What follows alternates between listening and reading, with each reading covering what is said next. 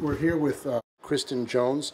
She was a delegate to the NEA 2017 convention from United Teachers of Richmond. She's an elementary school teacher there, and she had some very important experiences at the convention concerning the issue of privatization and charters.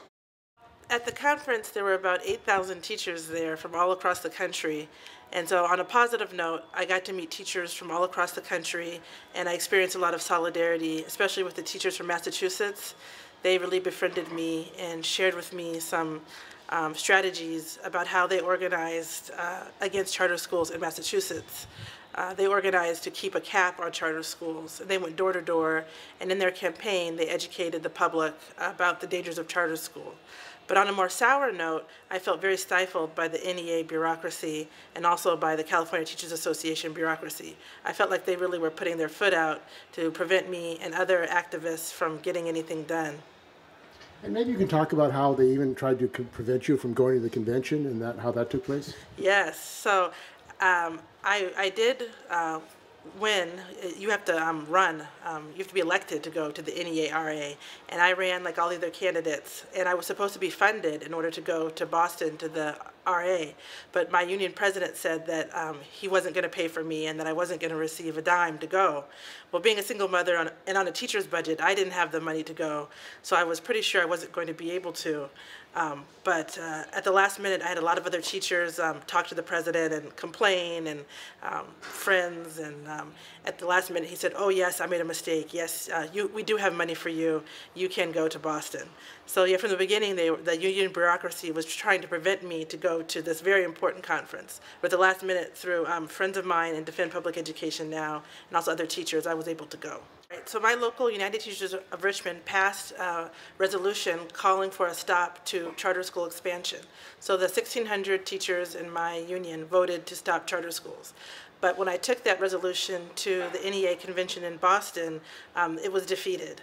Unfortunately, through various power plays and tactical positions that the NEA did, they were able to stifle the resolution, and it was voted down. So the NEA will not call for a moratorium on charter schools. Instead, the NEA has a policy, a new proposed policy on charter schools. And their proposed policy isn't to stop charter schools, but it's to make charter schools better, to reform them. And what does that mean, the idea of reforming charter schools? Because they argue that this is the best way to go, that they really can't stop charters. Well, it's very misleading. It misleads teachers. It's going to be a difficult platform to organize around. The fact of the matter is, in large urban districts all across the country, charter schools are threatening to bankrupt the public school districts, to destroy public education. The problem is that charters on principle are wrong, just like slavery was wrong. So you really can't make slavery better. You have to abolish it. And in fact, there was a struggle in the United States to abolish slavery, and there was a civil war fought about that. Well, likewise, we need a struggle to get rid of charter schools, not to reform them. And so the NEA has taken the position that there are good charter schools, and that the NEA will support the charter schools that meet their criteria. And so they have a long list of criteria that the charter schools must meet. But in fact, the NEA has said they are not going to fight against charter schools. And what was that campaign about, the Massachusetts teachers? Okay, so they have a very progressive caucus in the Massachusetts Teachers Union, and they had a campaign to put to keep a cap on charter schools. And so they went door to door and passed out literature educating the public. And there was a real education campaign that they had to partake, because at first there was a disagreement. Not everyone in the union even agreed that there needed to be a cap on charter schools. So first they educated members of the union, then they educated members of the community, and in fact the community and the union came together to force the state to keep a cap on charter school expansion. And Eric Hine, the president of the CTA, what role did he play in the convention as far as charters? So Eric Hines really became like a cheerleader. He stood up and gave a very impassioned plea that we need to organize charter school teachers. So in fact, NEA said they will only support the good charter schools. But Eric Hines took a step further to the right and said, in fact, the union needs to organize, to unionize both the good charter school teachers and the teachers at the bad charter schools. So he made an appeal that the union should divert money to this effort to unionize online charter school teachers, private for-profit charter school teachers, and somehow this is going to be helping our union brothers and sisters. Well, I think they don't have any ideological. They're not progressive ideologically. They don't have any principles. Some of them, I think, have possibly been bought off by the California billionaires. The union bureaucracy is corrupt. They don't have any type of worker value system or care for people of color or working class communities. And the issue of the attack on immigrant students and their families, and also the resegregation, the racist attack, was that really a focus of the convention?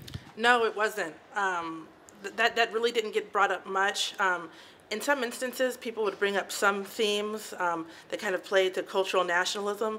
Like, for example, a contingent from Hawaii got up and passed a resolution, I think, apologizing to the people of Hawaii for the overthrow of Queen Liliuokalani.